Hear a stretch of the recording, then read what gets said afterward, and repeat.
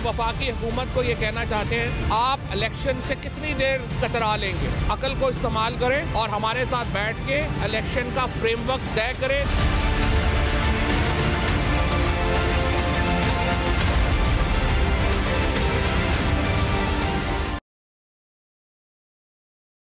अस्सलाम वालेकुम, आप देख रहे हैं पाकिस्तान टुनाइट। मैं हूं सैयद समर अब्बास। वज़ीर आला पंजाब की तरफ से असम्बली की तहलील की समरी पर गवर्नर पंजाब बलीगुर रहमान साहब ने कानूनी मुशावरत मुकम्मल कर ली है और अब तक की जो डिस्कशन है उसके मुताबिक कोई भी कानूनी चाराजोई नहीं की जाएगी असम्बली की तहलील को रोकने के लिए, बल्कि अगले 24 घंटों के दौरान पंजाब असम्बली तहलील कर दी जाएगी गवर्नर की तरफ से। और नाज़रीन, दूसरी तरफ अब देखना है कि इससे सेंटर में इंतखाबात का भी कोई माहौल हमवार हो सकता है या फिर सिर्फ KP और पंजाब के अंदर इंतखाबात होंगे। और नाज़रीन, इसके अलावा हम सिंध की बात भी करेंगे कि कराची के बल्दियाती इंतखाबात के वाले से सिंध हुकूमत की तरफ से नोटिफिकेशन मुअत्तल किए जाने के बावजूद इलेक्शन कमीशन ने कह दिया कि इलेक्शन 15 जनवरी को ही होगा। इन तमाम मौज़ूआत पर आज के प्रोग्राम में बात होगी। हमें ज्वाइन करें फवाद चौधरी साहब, पाकिस्तान तहरीक इंसाफ के सीनियर नायब सदर हैं। आगे चल के हमें मोहसिन बेग साहब, सलीम बुखारी साहब और अतार साहब से भी हम बात करेंगे। फवाद चौधरी साहब, बताइएगा कि ये जो हो गया पंजाब का मामला तो क्लियर है, वहाँ से तो गवर्नर साहब ने जो मुशावरत की है, इतला यही है कि वो बगैर किसी रोक टोक के कानूनी चाराजोई के वो डायरेक्टली असम्बली की तहलील की तरफ चले जाएंगे 24 घंटों के अंदर। तो कल ही फिर KP असम्बली भी तहलील करने की समरी भिजवा दी जाएगी? जी बिल्कुल, हम सिर्फ यही इंतजार कर रहे हैं कि गवर्नर साहब की तरफ से ये साइन हो जाए। मैंने तो कल भी लिखा था, गवर्नर साहब जो हैं अब ये बड़े ऑनरेबल आदमी हैं एंड वी एक्सपेक्ट कि वो अपना फर्ज अदा करेंगे। पहले जिस तरह वो इस तरह की इनकी बातों में आ गए और उन्होंने गैर कानूनी हुक्म जारी किया, उस तरह का नहीं होगा और he will act as per the constitution, और यही हम उनसे एक्सपेक्ट करते हैं। वो असेंबली तोड़ दें ताकि हम इंटरिम चीफ मिनिस्टर लगाने का जो प्रोसेस है वो शुरू कर सकें। और KP की भी कल ही समरी आ जाएगी इसके फ़ौरन बाद, जब कल हो जाता है अगर ये? जी बिल्कुल, KP की समरी जो है वो तो बन गई है। बस ये जो है समरी जो है ये तहलील होती है तो उसके बाद KP की समरी जो है वो तो आप सब कल रात को फिर जो है वो KP असम्बली की समरी चली जाएगी। तो केयर टेकर के लिए आपने नाम वगैरह भिजवाने की आप बात करें, कोई सोच लिए नाम वगैरह को फाइनलाइज हो गए, तरीके साहब की तरफ से फाइनल हो गए 3 नाम? जी, एक इंटरनल मीटिंग हमने की है। देखिए, नाम का जो तरीका है ना वो ये है कि परवेज इलाही साहब ने इस केस में हमजा शहबाज साहब को ये नाम देने हैं और हमजा शहबाज साहब ने परवेज इलाही साहब को ये नाम देने। तो हम अपने नाम जो है वो परवेज इलाही साहब को जो भी रिक्वेस्ट होगी वो उनको करेंगे, लेकिन प्रेरोगेटिव ये चीफ मिनिस्टर परवेज इलाही साहब का है। नाम जो है वो उन्होंने फाइनल करने हैं इंटरिम के कि वो किनको भेजेंगे। हम बहरहाल अपनी सजेशंस उनको दे देंगे, बाकी वो उनकी अपनी कोई नाम हाथ साहब ने कोई फाइनलाइज किया, कोई फाइनलाइज हुआ आपकी तरफ से 3 में से कोई नाम 1-2 को फाइनल हुए? हमने इंटरिम अभी की है, लेकिन कल इंशाल्लाह इस पे क्योंकि हमारी सीनियर लीडरशिप की अभी इस पे बात नहीं हुई तो कंसेंसस सीनियर लीडरशिप का करके तो फिर हम कन्वे करेंगे परवेज इलाही साहब को, फिर मैं मीडिया को जारी कर सकूँ। कितने कॉन्फिडेंट है आप? क्योंकि आज भी जो फेडरल गवर्नमेंट की जो टोन है, जो उनके बयानात हमने देखे, वो यही है कि हम पंजाब में तो इलेक्शन में जाएंगे, लेकिन सेंटर में इंतखाबात के बारे से, कौमी असम्बली के इंतखाबात के बारे से कोई ऐसा प्लान उनका नहीं है। वो कह रहे हैं गवर्नमेंट अपनी मुद्दत पूरी करेगी। तो आर यू श्योर के कॉन्फिडेंट आप हैं कि यहाँ भी इंतखाबात हो जाएगी सेंटर के अंदर भी पंजाब के साथ साथ?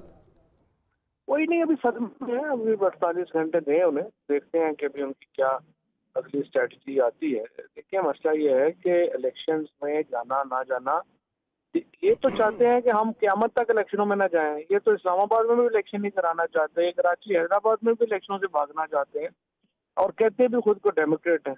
अब सवाल ये है कि अगर एक मुल्क में वोट के लिए कोई तैयार नहीं है तो वो डेमोक्रेटिक पार्टी तो नहीं है, वो तो फिर एक गस्टापो या एक फाशिस्ट रेजिम तो हो सकती है, वो पॉलिटिकल पार्टी तो नहीं हो सकती।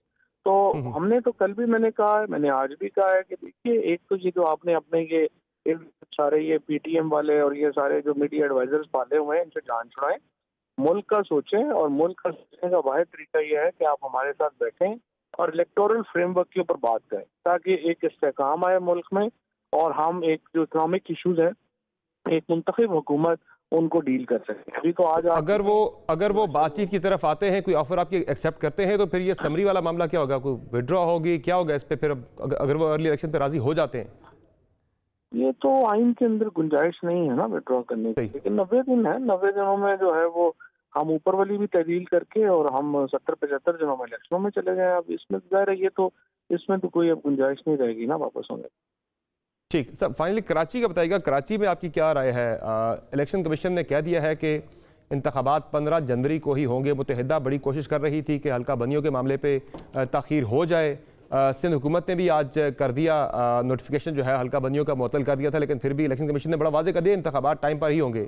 MKM बाइकआउट की बात कर रही है, वहाँ पे इस तरह की प्लानिंग हो रही है। तहरीक इंसाफ की क्या पोजीशन है कराची के अंदर? देखिए समझ, इसमें पहली बात तो देखें, ये इलेक्शन कमीशन का फैसला तो बिल्कुल दुरुस्त है, लेकिन इसमें इलेक्शन कमीशन से ज्यादा सुप्रीम कोर्ट को देखने की जरूरत है। इस्लामाबाद हाई कोर्ट ने फैसला दिया और वफाकी हुकूमत ने अमल दरामद उस पर नहीं किया, उसको जूते की नोक पे रखा। आज सिंध हाई कोर्ट का फैसला आया था कि आपने इलेक्शन कराना है। इलेक्शन कमीशन ने कहा, सिंध हुकूमत जो है उसने हाई कोर्ट के फैसले को रोन दिया और वो हल्का बनियां मुअत्तल कर दी। अगर इस तरह से अगर आपने हाई कोर्ट के फैसलों का भी ये हालत होनी है और इन पार्टीज ने जो इलेक्शनों से भागने में इस वक्त हद करे हुए हैं, अगर उन्होंने इस तरह से करना है तो ये तो पूरा डेमोक्रेटिक सिस्टम गिर जाएगा। लिहाजा बड़ा इंपॉर्टेंट है कि सुप्रीम कोर्ट इन मामला। फाइनली फवाद साहब, आप लोगों ने एक पूरा बयानिया बिल्ड किया कि नामालूम नंबरों से कॉलें आ रही हैं, इदारे जो हैं वो शायद इस मामले में जानिबदार नहीं है पंजाब की वोट ऑफ कॉन्फिडेंस के मामले पर, लेकिन किसी को कॉल नहीं आई। अगर वो मैनेज करना चाहते, वो तो बिल्कुल न्यूट्रल नजर आए सारे मामले के ऊपर। अगर वो करते, एक दो बंदे गायब करना उनके लिए मसला नहीं था, तो वो फिर एक वो गलत बयानी थी, क्या था वो? नहीं, 5 लोग गए ना, असल स्ट्रेंथ तो हमारी वो तो पहले से गए हुए हैं आपके। नहीं, पहले से तो नहीं गए। मोमना किसी इदारे के कहने पे, वो तो आपने कहा पैसे लेके वो गई हैं।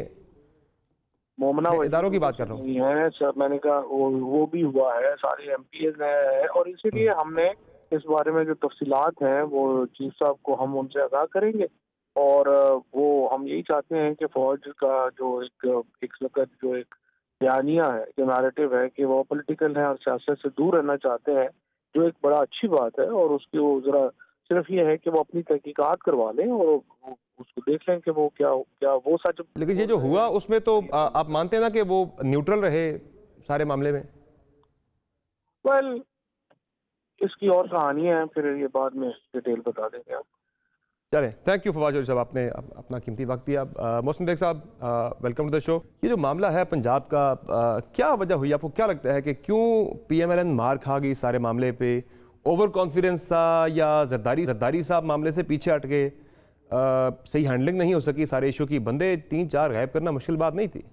बिल्कुल नहीं थी। और समझ, ये इनको चाहिए था कि जो बयान खान साहब ने दिए उस पर अपोलोजाइज करते, अदर वो इदारे इन्वॉल्व होते, जो कि अदारे पहले इनके लिए इन्वॉल्व रहे। आपने हिस्ट्री में देखा, सेनेट चेयरमैन का जैसे इलेक्शन हुआ, फिर दूसरे इलेक्शन में सेनेट के इलेक्शन में कैमरे निकल आए, वो कौन मनूवर कर रहा था? और खान साहब को यकीन था कि ये जो 14 बंदे चेयरमैन सेनेट को वोट दे रहे हैं पीपल्स पार्टी के, और वो कौन थे?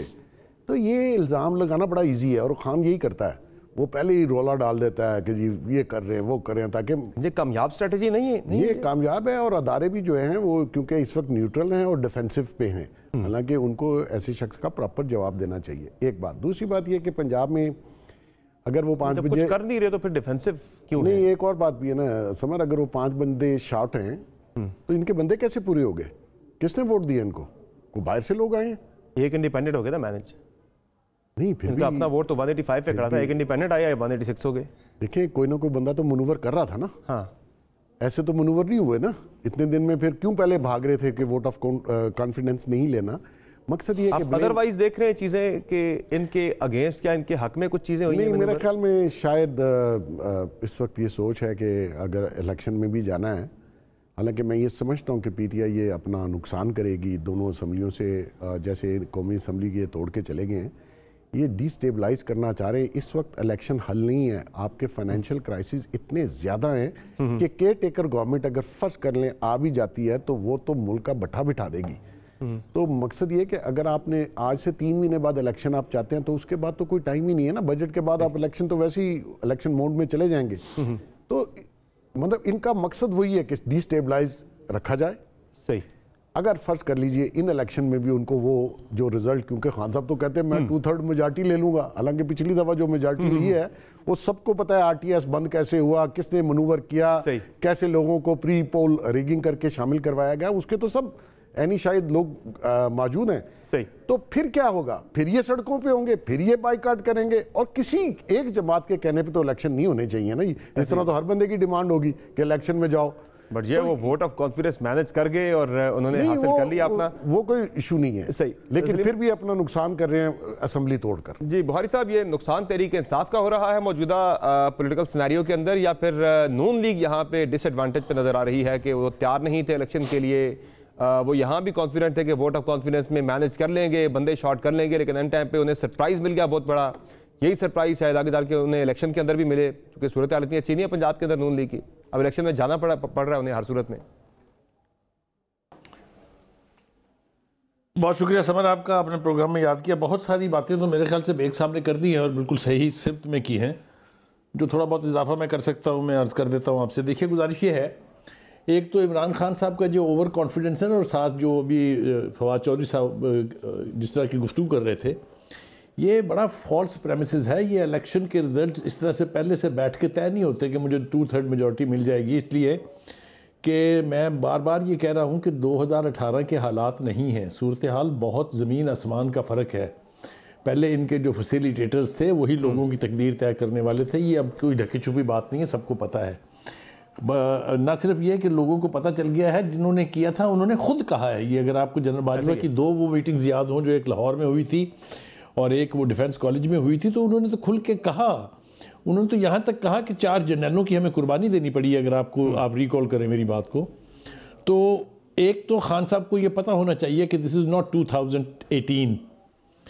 दूसरी बात यह है कि उस वक्त तक खान साहब का जो इमेज था वो ये था कि he is a clean man, और ये कि वो एहतसाब का नारा लेके आए हैं और सब ने उसकी पजीराई भी उन्हें मिली। लेकिन अब खान साहब के ऊपर खुद अपने ऊपर जितना बड़ा मलबा है, इससे असर पड़ेगा। वोटर बहुत जालिम चीज़ का नाम है। पार्टियां, यकीनी तौर पे पार्टियों का वोट होता है, लेकिन ये जो महंगाई का जिन जो आज हमें भूत नज़र आ रहा है, ये कब शुरू हुआ था ये भी सबको पता है। ये हमारे प्रोपेगेंडा से ज़हन से नहीं निकलेगा कि ये महंगाई की जो लानत है ये शुरू कब हुई थी। सर, लोग तो मोस्ट रिसेंट वाले को याद रखते हैं। पाकिस्तानी अवाम की ये भूल जाने की भी आदत है, वो 5-6 महीने से ऊपर की मेमोरी नहीं है, वो मोस्ट रिसेंट वाले को याद रखते हैं कि भाई आजकल गवर्नमेंट किसकी है, ये बुरे हाल किसने की। हालांकि ये अलग बात है कि वीडियो अब तहरीक इंसाफ के दौर की भी देख रहे हैं, वो भी ट्विटर पे चल रही है। ये बात आपकी बिल्कुल चलाई जा रही है। ये बात आपकी बिल्कुल दुरुस्त है, लेकिन इसी तरीके से वो बयानिया जो मोहसिन साहब जो अपने इमरान खान साहब ने बनाया था वो भी लोग फिर भूल गए होंगे ना। वो जो चोर डाकू का बयानिया था वो भी तो नहीं चल रहा ना अब तो। और ख़ुद इनके ऊपर मैंने जैसा कहा, जिस नौयत के केसेस हैं, ये टांग का बहाना करके घर में बैठे रहें बिल्कुल 3 महीने 4 महीने 5 महीने जितने भी, इन्हें अल्टीमेटली अदालतों में जाना है और अल्टीमेटली अदालतों ने फैसले करने हैं। और 2-3 केस तो ऐसे हैं जिसके अंदर अदालत अपना लाडलापन जारी भी रखे अगर, तो इनको रिलीफ नहीं दे सकती। उसकी तफसील का शायद ये वक्त नहीं है, लेकिन बहरहाल हैविंग सेड दैट, ये तसव्वुर कर लेना कि पीपल्स पार्टी और नून लीग जो है बस वो ख़त्म हो गई हैं, बिल्कुल इमरान खान साहब के पास फ्री राइड होगी, वो जिस तरफ को दौड़ेंगे वहाँ से 2/3 मेजॉरिटी समेटते हुए बोरियां भर के इस्लामाबाद पहुँच जाएंगे। सूरत हाल ऐसी बिल्कुल नहीं है। ये तसव्वुर करना मेरे ख्याल से बहुत ही खुशफहमी होगी।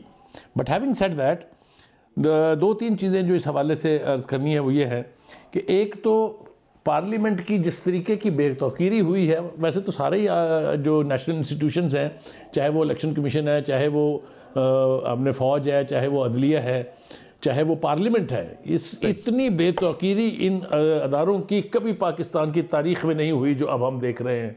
और वो कौन कर रहा है वो भी मेरे ख्याल से किसी सबूत की ज़रूरत उसके हवाले से नहीं है। ये भी मेरे ख्याल से जो हार्डकोर वोटर होता है ना किसी पार्टी का, वो ये भी नहीं भूलता। और दूसरी बात यह है कि जो तहरीके इंसाफ आज हम देख रहे हैं वो अंदर से बहुत तोड़ फोड़ का शिकार रह चुकी है और तोड़ फोड़ का शिकार है। इसके जो मेन प्लेयर्स थे, जहांगीर तरीन जैसे लोग, अलीम खान जैसे लोग, वो अब इनके साथ नहीं हैं। तो देखना ये है कि जो में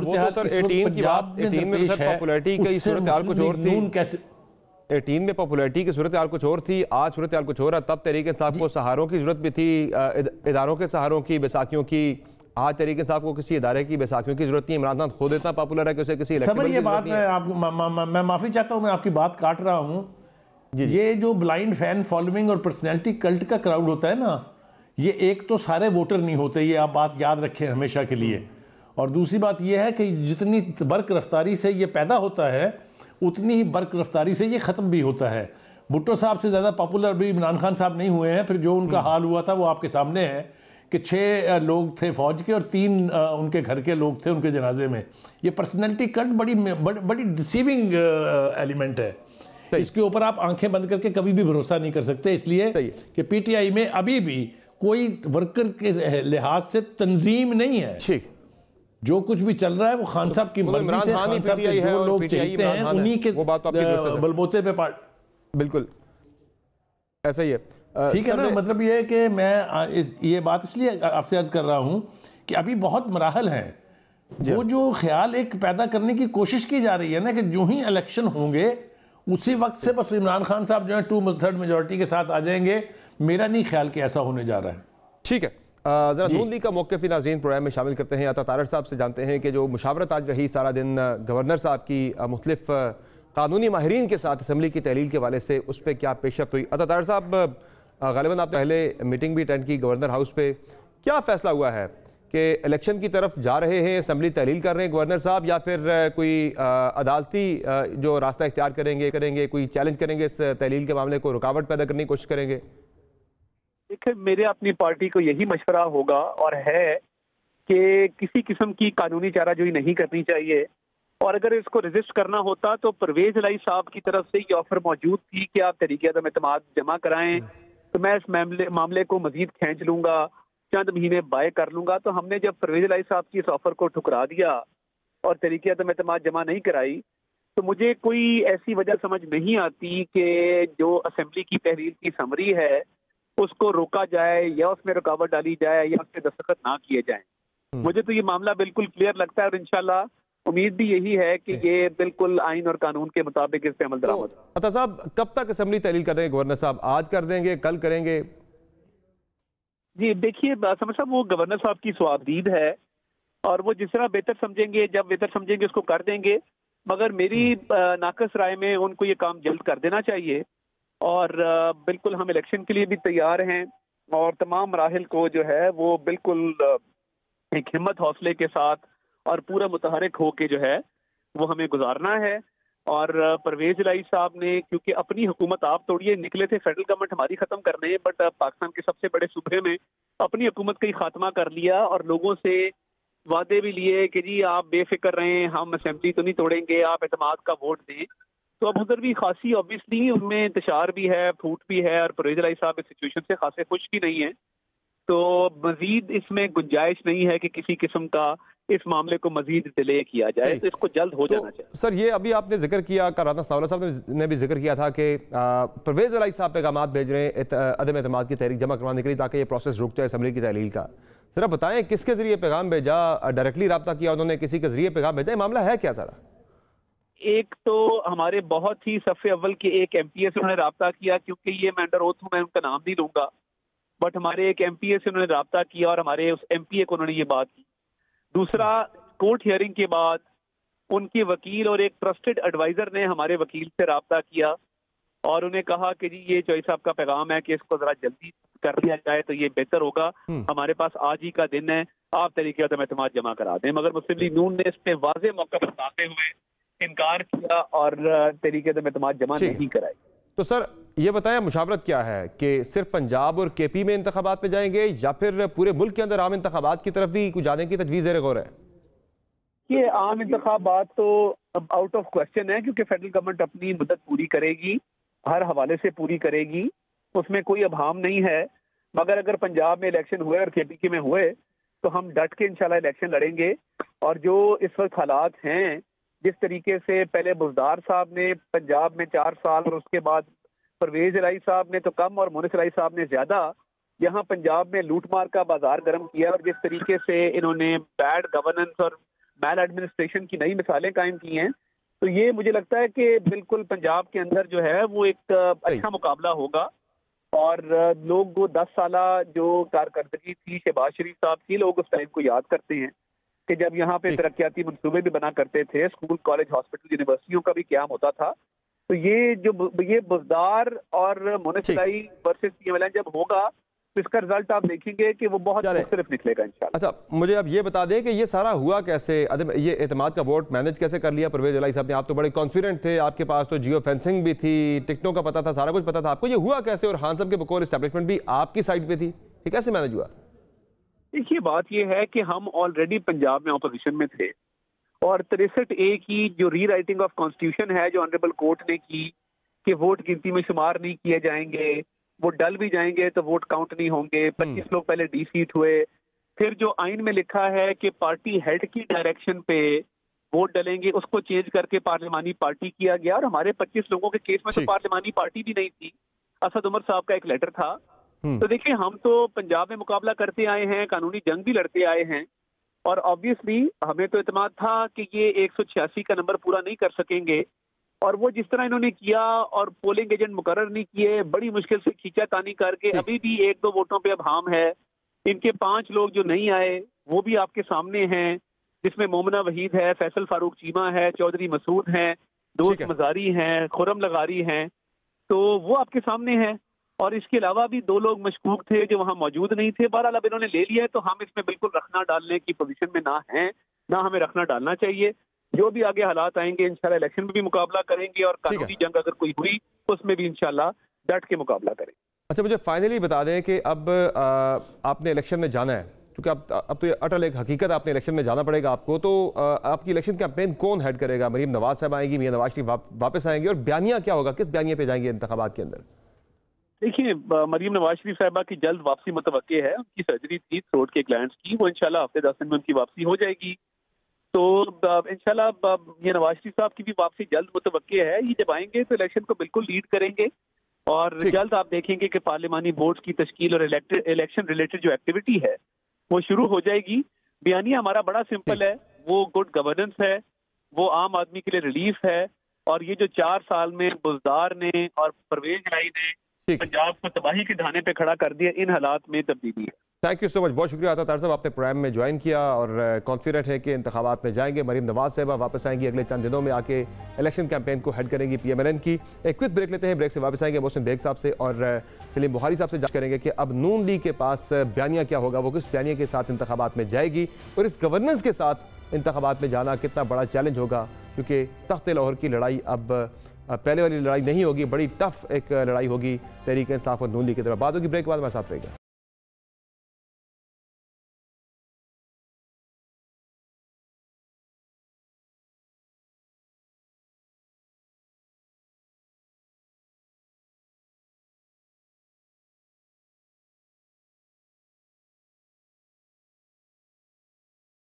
वेलकम बैक द नाज़रीन। पंजाब में इलेक्शन होगा तो कब होगा? खबरें यही आ रही हैं कि शायद 12 अप्रैल तक इंतखाबात पंजाब के अंदर हो जाए। ये तजवीज़ भी दी गई है गवर्नर पंजाब की तरफ से शहबाज शरीफ साहब को। अगर अर्ली इलेक्शन हो जाता है पंजाब के अंदर तो तहरीक इंसाफ के लिए ये फेवरेबल होगा या नून लीग के लिए फेवरेबल होगा, ये भी एक अहम मामला है। मोहसिन बेग साहब, फेवरेबल किसके लिए होगा? पंजाब में इलेक्शन अभी हो जाता है, तहरीक इंसाफ की एक तरफ देखी जाए तो पॉपुलैरिटी काफ़ी ज़्यादा पीक पे, हाँ साहब ने मोमेंटम अपना बरकरार रखा हुआ है। नून लीग की बात करें तो उनको एक सूरत हाल है कि जो गवर्नेंस सेंटर के अंदर है, जिसका आप अभी जिक्र कर रहे थे, उससे लोग बड़े परेशान हैं। एडवांटेज किसे होगा इस वक्त मौजूदा सूरत हाल में? देखिए, आप बनी बनाई आपकी गवर्नमेंट आप छोड़ के इलेक्शन में जा रहे हैं, कोई जी शूर आदमी जो सियासत को समझता हो वो ये काम करता है। आपकी सीटें 123 के करीब है कौमी असम्बली में, आप वहाँ से बाहर निकल के आ गए। अब आपको वोट ऑफ नो कॉन्फिडेंस, जो आपको वोट ऑफ कॉन्फिडेंस मिला आपके जो माशाल्लाह जो लीडर हैं परवेज इलाही साहब, क्यों आप असम्बली तहलील, उसकी कोई रीज़न बता दें कि आप क्या चाहते हैं। आप सिर्फ पाकिस्तान को डिस्टेबलाइज करना चाहते हैं और ऊपर फर्ज कर लीजिए इलेक्शन हो जाते हैं, जो भी डेट आती है, तो ऊपर तो मेजॉरिटी MNAs की वो नून लीग के लोग हैं, तो वो क्या आप नीचे MP अपना जीत लेंगे। और ये जो पॉपुलैरिटी है ना जी, ये जैसे सलीम बुखारी साहब ने कहा, मैं बहुत अरसे से कह रहा हूँ, ये एक बबल है, ये गलत फहमी भी दूर हो जाएगी। क्योंकि खान साहब ने जो दूसरे अपोनेंट्स के लिए वावेला मचाया हुआ था और एक बयानिया बनाया था, चोर डाकू करप्शन, वो तो सारा इनके घर से निकल आया। घड़ियां किसने चोरी की, तोशा खाना कहाँ से गया, वो जो कोई केस नहीं उनके खिलाफ, अभी तक कोई केस ऐसा कोई फैसला नहीं आया, कोई ऐसा रेफरेंस नहीं है, कोई ऐसा समर उसको जल्दी इलेक्शन की सिर्फ इसीलिए कि उसके केसेस जो हैं वो फाइनल स्टेजेस पे ना पहुंचे, वो अरेस्ट ना हो, वो कभी केपी के जाके छुप जाते हैं, कभी आजकल पंजाब में छुपे हुए हैं। जब केयर टेकर आ गया तो इनके छुपने की जगह महदूद हो जाएगी।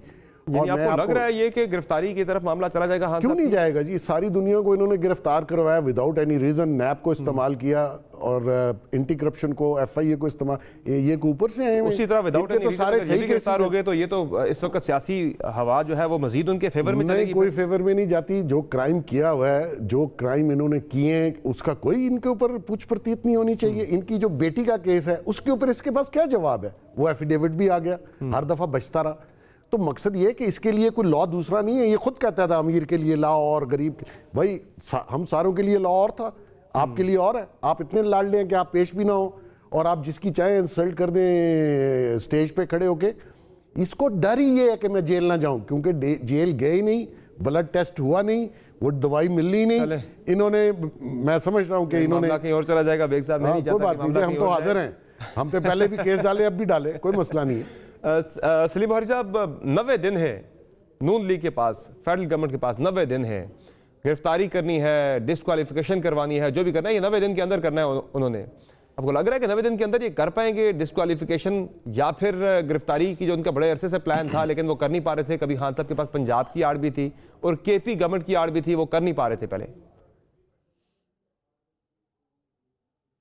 देखिए, मेरे ख्याल से ये दोनों ही पार्टियों के लिए टेस्ट होने जा रहा है। अगर पंजाब में इलेक्शन जल्दी होने जा रहे हैं तो नून लीग को भी पता लग जाएगा कि वो जो उनको गलतफहमी थी या खुशफहमी थी कि पंजाब उनका गढ़ है, वहाँ पर PTI बगैर किसी सहारे और बगैर किसी क्लचेज के कितना टर्नआउट लेके आती है, कितने MPs और MNAs उनके MPs जहाँ से जीतेंगे, उससे उनको भी पता चल जाएगा, नून लीग को भी पता चल जाएगा कि वो कहाँ खड़े हैं। दूसरी बात, ये बाइक साहब की बात बिल्कुल दुरुस्त है। उन्हें पंजाब में हुकूमत छोड़ने से लेके तमाम काम जो उन्होंने किए हैं उसका ऑब्जेक्टिव एक ही है कि जल्द से जल्द इलेक्शन के मोड में चला जाए ताकि उनकी जान उन केसेस से बचे। मैंने दानिस्ता इसका हवाला नहीं दिया था, मैं आपको 3 केसेस का हवाला दे देता हूँ। तोशा खाने केस में अगर तो सारी सुप्रीम कोर्ट और पूरी मुल्क की अदलिया इस लाडले के लिए फिर दोबारा अपने नाम के ऊपर मलबा गिराने के लिए तैयार हो जाएगी, जो कि मुझे नहीं लगता कि होगी, तो शायद वो बच जाए, वरना उसमें बचत नहीं है।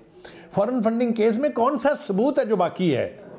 स्टेट बैंक ऑफ पाकिस्तान ने 34 अकाउंट्स की वेरिफिकेशन कर दी है कि ये इनके अकाउंट थे जो उन्होंने ऑपरेट किए, लेकिन इनका कहीं जिक्र नहीं है। अभी वो एक फैमिली का केस भी अभी जो मोहसिन बेग साहब तस्करा कर रहे थे, ये बड़े बहुत खौफनाक केसेस हैं ये। फिर उसके बाद तौहीन अदालत का केस है, तो इलेक्शन कमीशन का वो एक अलग मामला है। तो ये जल्दबाजी सिर्फ इसी की है। आप मुझे बताइए, ये सूबों की असम्बलियाँ तो तब डिजॉल्व करते ना अगर यहाँ इनकी हुकूमत नहीं होगी। भाई इलेक्शन हो जाएंगे, वो जीत गया, फिर उनकी हुकूमतें बन गई, तो फिर छोड़ी काहे के लिए हैं? छोड़ी सिर्फ इसलिए हैं कि प्रेशर बिल्डअप करके और अर्ली इलेक्शन करवाए जाए नेशनल असम्बली के। ये हुकूमत बर्खास्त हो जाएगी, ये हुकूमत गड़े में गिर जाएगी, लेकिन इमरान खान की मर्जी पर जल्दी इलेक्शन कराने नहीं जा रही है। ये मैं आपको वसूख के साथ कह रहा हूँ। जो मर्जी प्रेशर ये बिल्डअप कर लें, तरीके सुप्रीम कोर्ट से भी है, एस्टैब्लिशमेंट से भी तवक्को है कि वो बोझ नहीं उठाएगी इस PDM की गवर्नमेंट का, और जो इस वक्त सूरत हाल है भी गवर्नेंस की, वो कह रहे हैं कि वो भी बोझ नहीं उठाएंगे। शायद वो भी इनको मजबूर करे कि भाई इलेक्शन हो ही रहे तो पूरे मुल्क के अंदर इंतखाबात की तरफ जाया जाए, बजाय कि समर मुझे एक बात आप जल्दी से बता दीजिए जी। एक बात देखिए, अगर तो एस्टैब्लिशमेंट ने दिल जमई से संजीदगी से ये कहा है कि हम एपॉलिटिकल हैं, तो वो कोई ऐसा इकदाम नहीं करेंगे जिससे इमरान खान साहब को फायदा पहुंचे, पहली बात। दूसरी बात ये कि उनकी कुट्टी नहीं है PDM की लीडरशिप से, PDM के साथ उनके मसाइल बिल्कुल ठीक चल रहे हैं। So I don't think any reason कि वो क्यों इस वक्त इमरान खान साहब के लिए लाडलापन दोबारा से शुरू करेंगे। यही हाल अदालतों का भी है। अदालतें जिस हद तक जा सकती थी चली गई। पंजाब में मैं इसकी तफसील में जाना नहीं चाहता, लेकिन अगर आपको मैं बताने बैठूं कि ये फैसले कैसे PTI के हक में आए हैं तो आप हैरान रह जाएंगे। मैं रिश्तेदारियां ढूंढने के चक्रों में पड़ने वाला नहीं हूं, लेकिन मेरी बात आपको समझ आ रही होगी मैं क्या कह रहा हूं। बिल्कुल, वो ससुर दामाद वाली को कहानियां चल रही है। कहने का मतलब यह है कि ये लाडलापन महदूद है। जी, लेकिन लामहदूद नहीं है, ये सिलसिला लामहदूद नहीं है समर। अच्छा सर, ये जो आपने केसेस का हवाला दिया था, तोशा खाना के हवाले से अभी तक हमने कोई बाज़ाब्ता कोई रेफरेंस ऐसी कार्रवाई देखी नहीं। तरीके साहब कहती है अब हमने कानून था उसके तहत हमने वहाँ से तहफ़ ले लिए। वो कह रहे हैं उसमें हमने क्या गलत किया, कोई हमने कानूनी वायलेशन नहीं की। वो कह रहे हैं अखलाकी तौर पर गलत ज़रूर है कि आपने किसी का तोहफा उठा के बेच दिया, लेकिन कानून के अंदर वो कह रहे हैं ऐसी कोई ऐसे सुकम नहीं है कि हमने कोई गलत काम किया है। नंबर 2, आपने फॉरेन फंडिंग का जिक्र किया। फॉरेन फंडिंग के हवाले से मेरी इत्तला ये है, और मेरी एक वफाकी वजीर से बात भी हुई थी, कि उन्होंने करना था केस करना था, वो भेजना था सुप्रीम कोर्ट ऑफ पाकिस्तान को तहरीक इंसाफ को कलअदम करार देने का, वो नहीं भेजा काबीना ने, इसीलिए कि उन्हें लगा कि ये फैसला उतना स्ट्रांग नहीं आया जितना वो एक्सपेक्ट कर रहे थे इस केस के इलेक्शन कमीशन की तरफ से। बाकी रह गया मामला फैमिली वाला, वो उस पर जज क्या लेते हैं पोजीशन, मुझे उसका आइडिया नहीं है। लेकिन ये तो फॉरेन फंडिंग और तोशा खाना में तो अभी तक कोई ऐसी चीज़ तहरीक इंसाफ के बकौल भी ऐसी कोई है नहीं कि जिसमें उन्हें पकड़ा जा सके। मैं आपको देखिए, एक केस में तो सबर डिस्क्वालिफिकेशन हुई है फॉर गॉड से, क्या कह रहे हैं आप? वो डिसीट हुए थे सर, डिसीट हुए थे सर। और एक बात याद रखिए, अभी जो अदालतों के लाडलापन की बात मैं कर रहा हूं वो इसलिए है कि एक शख्स डिस्क्वालीफाई होता है तो तीसरे दिन उसको आप पीएम हाउस से निकाल देते हैं, एक हफ्ते के बाद आप उसको कहते हैं आप पार्टी का हेड नहीं रह सकते। ये लाडलापन नहीं है तो क्या है सर? वो डिस्क्वालीफाई हुए थे, ये डिसीट हुए for the current tenure. Sir ji, deseat नहीं है, बेसिक जजमेंट आप पढ़ के देखें, disqualification not deseating. Current tenure के लिए फिर इस्लामाबाद हाई कोर्ट ने इजाजत दी थी कि आप दोबारा इलेक्शन लड़ सकते हैं, वो फिर इलेक्शन लड़के आ गए। देखे ना, एक शख्स को तोशाखाना के केस पर, फॉरेन फंडिंग के केस के ऊपर तो सिर्फ आप डिसीट कर रहे हैं, और एक शख्स के साथ जिसने अपने बेटे से तनख्वाह रिसीवेबल थे जो, उसके ऊपर लाइफ के लिए डिस्क्वालीफाई किया। लाडलापन नहीं है तो और क्या है? लेकिन अब मेरे ख्याल से इसको जारी रखना एज सच मुश्किल हो जाएगा, इसलिए कि ये जो लीडरशिप इस वक्त आप देख रहे हैं हमारी अदलिया की, ये ज्यादा देर पा नहीं है। टेन्योर्ड पोस्ट होती है, टेन्योर खत्म होने वाला है, तो वहां भी एक अजीबो गरीब किस्म का इनकलाब आएगा। ये मैं आपके प्रोग्राम में जिम्मेदारी से कह रहा हूं। ये जितना लाडलापन माजी में रहा है, ये खत्म हो जाएगा, और ये खत्म होगा तो आप देखिएगा मंजरनामा बनता क्या है। अब वो कह रहे हैं हम अवाम के लाडले, किसी इदारे के लाडलेपन की जरूरत ही नहीं है। जी बेग साहब। बेसिकली जो आपने तोशा खाना का कहा है, ये केस, ये मौकफ आपने पीटीआई का बयान किया कि जी कोई मसला नहीं है, हमने तो लिया। हाँ, पीटीआई कहती है ये मसला ये है कि खान साहब ने तोहफे लिए, खान साहब ने अपने अकाउंट से वो पैसे जमा नहीं कराए जो कि तोशा खाना में कराने चाहिए थी। उसकी कोई प्रोसीड बैंक अकाउंट्स खान साहब के नाम से नहीं। वो किसने कराए, कैश करवाए, कहाँ से आए? बेचना कोई मसला नहीं है, चले आपने बेच दिए, वो तो एक मॉरली कानून रोकता नहीं है, मॉरली एक गलत है, लेकिन कानूनी। उसके बाद आपने वो उनकी जो मिसेज हैं उनकी आपने ऑडियो भी सुनी होगी, वो जैसे तश्तरी में रख के घड़ियां बेच रही थी। जुर्म ये है कि वो पैसे कहाँ से आए जो डिपॉजिट कराए गए कैश, और जो वैल्यू की गई, और झूठ बोला गया, और वो जो इतने कीमती तोहफे थे उनकी जो प्राइस लगवाई गई अपनी मर्जी से, अपने ऐसे बंदों से जो कि वो वैल्यूअर नहीं थे। अब दूसरा जो केस है, वो जो इवैल्यूएशन है वो तो कमेटी करती है ना, एस्टैब्लिशमेंट भी नहीं, वो कमेटी का भी तो खुल गया ना जी। उस दुकानदार ने भी कह दिया कि ये तो मुझसे इसी तरह रसीद इन्होंने ले ली और उसकी वैल्यू भी करवा ली। वो जो बंदा बेचारा भाग के गया, वो तो कमेटी करती है ना, वज़ीर आज़म तो नहीं करता। वो तो नहीं, कमेटी मनूवर की गई ना जी। उनकी बेगम अगर घड़ियां बेच रही है, ऑडियो में कह रही है बेचा हो, चीजें तोहफ बेचा हो, तो मनूवर किया गया ना। और मकसद ये है कि जो मनी ट्रेल है वो खान साहब के अकाउंट से नहीं आई। वो उससे बड़ा क्राइम तो कोई नहीं है ना, वो पैसे किसने जमा करवाए।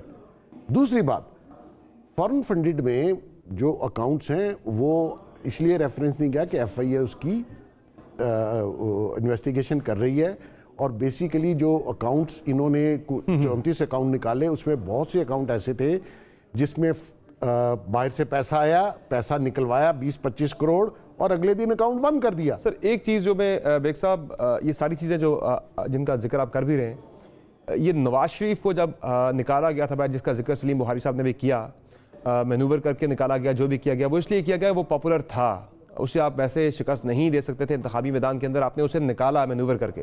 तो यहाँ भी अगर गवर्नमेंट इस तरफ जाती है डिस्क्वालिफिकेशन की तरफ या फिर उनकी गिरफ्तारी की तरफ, तो वो लगेगा यही कि वो मैदान में मुकाबला नहीं कर पा रहे, इसलिए वो मैनूवर करके इमरान खान को डिस्क्वालीफाई करना या गिरफ्तारी की तरफ जा रहे हैं। देखें, पिछले 8 महीने से इस गवर्नमेंट में, इस कैबिनेट में बहुत से लोग हैं जो आप वाली बात कर रहे हैं। मकसद ये है कि एक शख्स ने क्राइम किया हो, और इसने अपने दौर में जिन लोगों ने कुछ नहीं किया हुआ था वो सारे नैप में रहे, सारे जेलों में रहे, और ये अंधाधुंध केसेस बना रहा था लोगों पे, और नैप के चेयरमैन को इस तरीके से ब्लैकमेल करके सब पे केसेस बनाए गए। तो इस पे तो जायज केसेस हैं, डिस्क्वालीफाई होता है या जेल जाता है, इससे क्या फर्क पड़ता है? ये तो खुद कहता है कि सबको जवाबदेह होना चाहिए, तो आप जवाबदेह नहीं है। कह रहे नायब किसी और के कंट्रोल में थी उस वक्त। किसके थी ये हीरवन जो डाल दी, किस पे डाल दी वो बताए, फिर वो फैज का नाम लेते हैं। मकसद ये फैज किसकी बात मान रहा था, ये तो फरमाइशें करते थे, वो पूरी कर देता था। तो मकसद ये ऐसा नहीं है कि जी अभी ये भी नहीं है ना कि जी आप स्कॉट फ्री रहें और सारी दुनिया केस भुगतती रहे, ये कैसे हो सकता है? आपने जो क्राइम किया आप उसका जवाब दें। अगर आपको हाँ मैं इस हक में हूं कि इसको फ्री एंड फेयर ट्रायल मिलना चाहिए। अगर इसका क्राइम साबित नहीं होता तो इसको जाना चाहिए, लेकिन अगर क्राइम साबित होता है, अब आप सारी बातें छोड़ें, ये जो इसकी बेटी वाला केस है उसका क्या जवाब है इसके पास? लोग तो छोटे छोटे बैंक अकाउंट और छोटी छोटी गलती से इलेक्शन से डिस्क्वालीफाई हो गए। ये तो इतनी बड़ी गलती है कि आप अपनी औलाद ही ना बताएं, और उधर एफिडेविट दिया हुआ है और हर जगह आप बचते हैं। ये तो मॉरली गलत है। चलें इस पे एक ब्रेक लेते हैं नाज़रीन, ब्रेक से वापस आएंगे। कराची की सियासत की बात भी करेंगे कि बलदियाती इंतखाबात होंगे या नहीं होंगे। इलेक्शन कमीशन ने तो कह दिया, लेकिन पॉलिटिकल पार्टी जो स्टेक होल्डर्स हैं वो इलेक्शन में जाने के लिए कुछ पॉलिटिकल पार्टी राजी नहीं है। बातों की ब्रेक के बाद बार साथ रहेगा।